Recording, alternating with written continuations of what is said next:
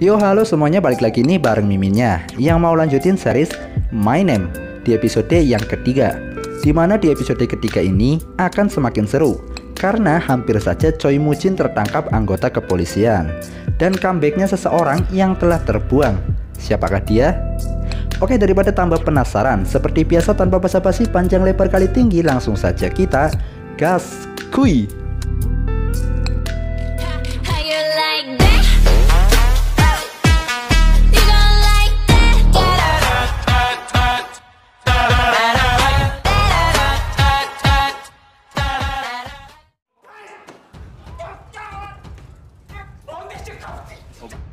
Oke, di episode ketiga ini Pilto mengambil alih Mango dan Pilto mengatakan bahwa Jiwoo mempunyai nyali tapi tak punya kemampuan. Padahal kan Jiwoo sendirian ya yang meratakan penjaga sekaligus menangkap si Mango. Pilto dan tim segera menggeledah seluruh tempat itu. Mango yang gak mau menunjukkan narkobanya menyulitkan pencarian. Namun lagi-lagi Jiwoo tampil sebagai pembeda dengan berhasil menemukan barang bukti narkobanya. Benar-benar di misi kali ini tuh Jiwoo-nya gendong satu tim.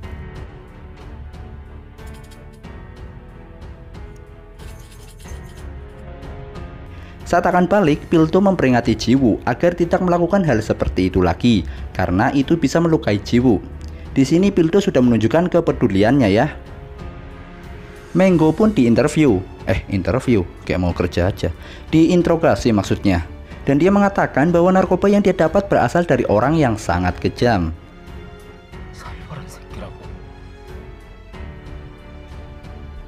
Adegan berpindah dengan menampilkan seseorang di sebuah klub malam yang seperti biasa warga di klub malam tersebut pada nyimeng mengkonsumsi obat-obatan yang haram. Di sini juga dijelaskan bahwa ada narkoba jenis baru yang apabila udah masuk ke tubuh maka tidak akan meninggalkan jejak. Dan itulah keunggulan narkoba jenis baru ini yang disebut hadiah dari Tuhan. Dan yang membuat tercengang orang itu ternyata Do Gang-jae, sosok yang terasing dari peradaban.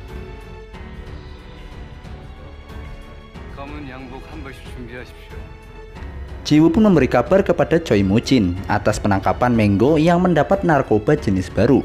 Yang sampai di sini Jiwoo belum tahu kalau pemasoknya itu sebenarnya Do Gang-jae.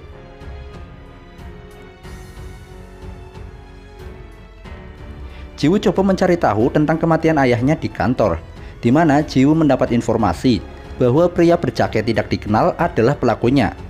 Taeju bersama bapaknya sebelum kematian, serta Cha Gi-ho datang setelah kejadian dan seorang polisi lah yang ngekill bapaknya. Namun Jiwoo masih mentok ya, nggak tahu sama sekali kira-kira siapa pelakunya.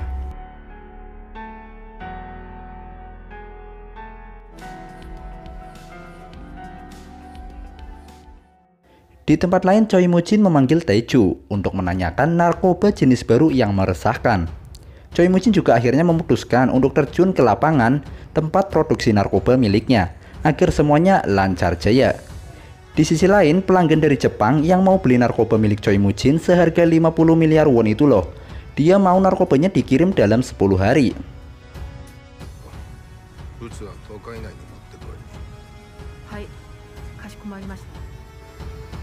Saat di kantor, Jiwoo agak sedikit heran ya.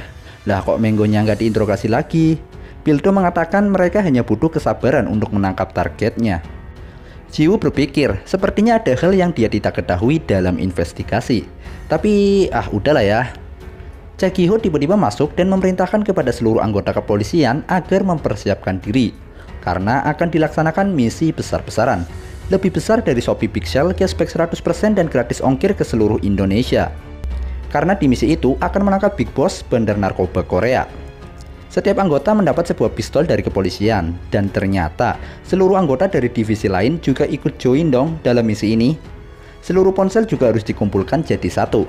Jiwoo-nya jadi tambah bingung dong. Dan saat briefing, akhirnya Jiwoo mengetahui bahwa misi tersebut ditargetkan pada Choi Moo-jin, yang dimana di markas hotel tempat dia berada sudah terpantau dengan CCTV. Dan kali ini Choi Moo-jin keluar kandang menuju tempat produksi narkoba miliknya. Makin puyeng lah Jiwoo, karena kan udah nggak ada waktu ya untuk memberitahu Choi Moo-jin. Mereka pun gaskui ke TKP, di mana berlokasi di sebuah pelabuhan.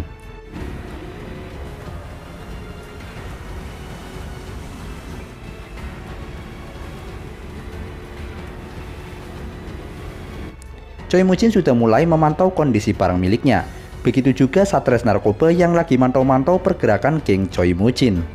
Di sini Pildo sebagai pemimpin operasi dibekali kamera di dadanya agar merekam segala kejadian yang terjadi di sana sekaligus sebagai barang bukti.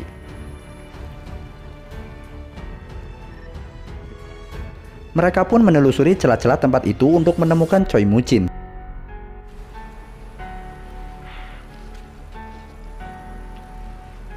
Hingga akhirnya Jiwoo lah yang dapat menemukan Choi Moo-jin. Jiwoo-nya bingung lah, harus ngapain dia di kondisi seperti ini. Jiwoo cuma bisa diam dan terus mengamati. Di sisi lain, Pildo ketahuan dan terjadilah pergelutan yang mengakibatkan kaca kameranya tuh retak. Jadi nggak jelas gitu gambarnya. Pildo pun akhirnya menemukan Choi Moo-jin dan hendak menangkapnya.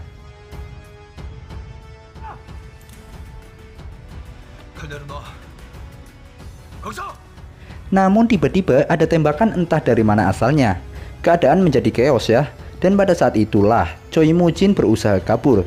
Tak lupa dia juga membakar ruangan tersebut agar tak ada lagi barang bukti. Sebelum meninggalkan tempat itu, Choi Moo-jin melihat Jiwoo yang mengarahkan pistolnya ke arah Pildo.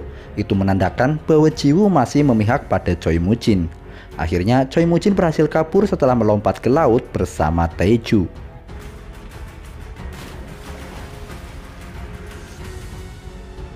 Mereka pun kesel banget dong karena misinya gagal total.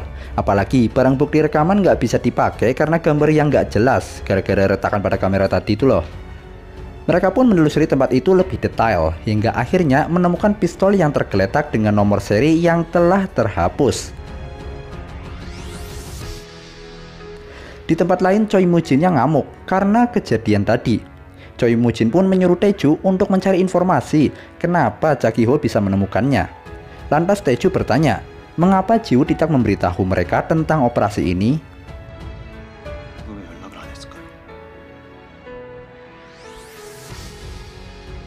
Jiwoo coba menelepon Choi Moo-jin, namun Choi Moo-jin yang masih sangat marah enggan untuk mengangkatnya.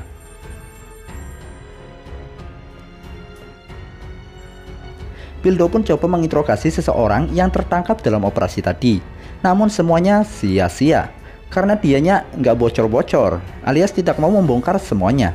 Dan di sini, Jagi-ho mulai mengecek senjata divisinya. Kalau pelurunya ada yang berkurang, berarti dialah yang membuat kekacauan saat operasi. Namun seluruh peluru anggotanya masih utuh, termasuk Jiwoo. Nah, di sini sebenarnya Jiwoo lah pelakunya. Namun dia menggunakan pistol yang diberi Choi Moo-jin dan meninggalkannya di sana agar diinvestigasi. Sedangkan pistol yang diberikan kepolisian, Jiwoo tidak memakainya sama sekali. Mantap memang. Akhirnya Jiwoo ditunjukkan investigasi yang sedang berlangsung, di mana Choi Moo-jin lah target utama atas segala tindakan pengedaran narkoba serta pembunuhan. Namun, dia masih bisa berkeliaran di alam bebas karena kurangnya bukti. Di situ, Jiwoo melihat foto ayahnya yang terbunuh 5 tahun lalu. Pildo menjelaskan bahwa dia adalah Dong-hun, orang terdekatnya Choi Moo-jin yang tewas dan belum tahu siapa tersangkanya. Nggak tahu aja si Pildo ini bahwa sebenarnya Dong-hun adalah bapaknya Jiwoo. Tiba-tiba Jagi-ho kena semprot sama pimpinan kepolisian atas kegagalan operasi itu.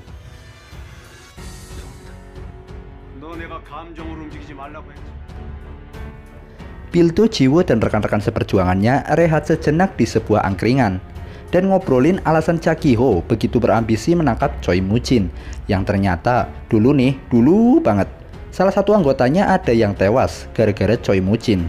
Jadi ya sampai sekarang Jagi-ho sangat berambisi untuk menangkap Choi Moo-jin. Jiwoo-nya minggir bentaran dong buat nelpon Choi Moo-jin. Di sini Jiwoo memberitahu bahwa hotel markasnya berada sudah dipantau oleh CCTV. Jadi pergerakan Choi Moo-jin and the gang tuh udah diketahui. Itu berarti ada musuh dalam selimut dalam organisasinya Choi Moo-jin. Jiwoo juga mengakui bahwa dialah yang menembak pada waktu itu. Choi Moo-jin mengecek setiap sudut yang diberitahu Jiwoo.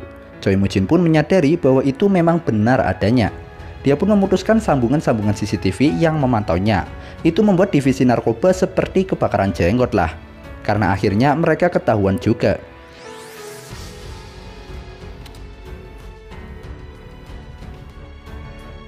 Jagi-ho pun pergi meninggalkan kantor, diikuti Jiwoo yang kepo melihat gerak-gerik Jagi-ho yang pergi ke badan ahli forensik.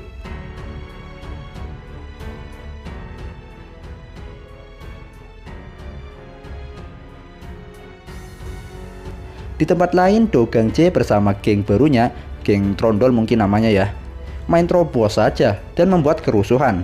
Terjadilah baku hantam antara gengnya melawan gengnya Choi Moo-jin. Geng Trondol yang udah nyimeng dari awal ya, jadinya mereka tuh udah los. Baku hantam berhenti ketika masing-masing dari mereka menyandera satu tawanan. Do Gang Jae yang otaknya udah tercemar ya, malah menggorok seseorang di depan Taeju dong. Taeju yang masih punya hati nurani tidak bisa berbuat apa-apa. Do Gang Jae pun membalaskan dendamnya kepada Taeju dengan memenggal tangannya Taeju. Berber memang si Do Gang Jae ini.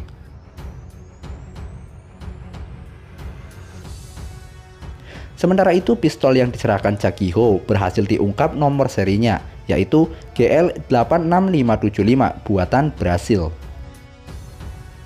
Sementara itu, mengetahui adanya penyerangan, Cha Ki-ho menghubungi Ji-woo dan langsung gaskui menuju ke TKP.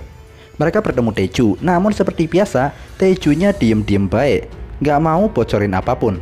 Saat masuk ke dalam, tertulis dengan darah, "Aku kembali." Dan dari baku hantam tadi, 3 orang tewas, 1 orang kritis, 4 orang belum makan, dan sisanya belum dapat nasi kotak. Enggak lah. Ji-woo pun nanya dong, apakah Choi Moo-jin tewas? Dan episode 3-nya pun selesai.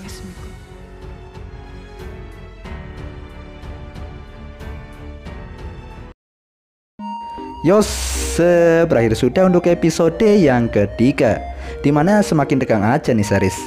Dan juga kembalinya Do Gang Jae yang kali ini akan menjadi saingan Choi Moo-jin. Bermodal nyimeng sebelum pertempuran membuat Gang Jae-nya jadi berber sekali. Oke lah, sekian dulu videonya untuk kali ini. Kita akan lanjutin lagi untuk episode keempatnya di kesempatan berikutnya. Ciao.